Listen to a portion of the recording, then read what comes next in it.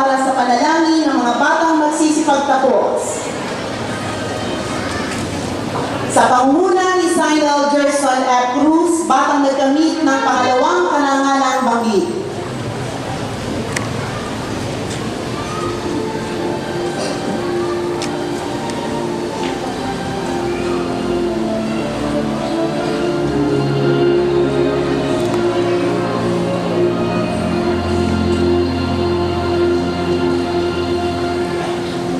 Panginoon, Diyos na makapangyarihan sa lahat, nagpapasalamat po kami sa lahat ng magagandang bagay at pagkakataong ipinagkaloob sa amin upang marating namin ang pagtatapos na aming hinihintay at pinasikapan sa loob ng 6 na taon.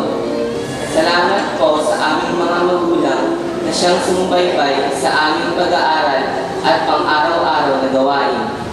Salamat din po sa pagbibigay sa amin ng mga gurong matyaga upang mahubog ang aming mga murang isipan sa mga kagaliang umaayon sa lipunan na aming ginagalawan.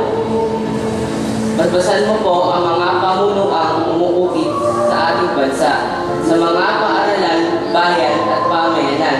Bigyan mo po silang lahat ng talino, lakas at pusong marunong magmahal at umunawa upang ang lahat ng kanilang magandang mithiin para sa lahat ay may sakatuparan.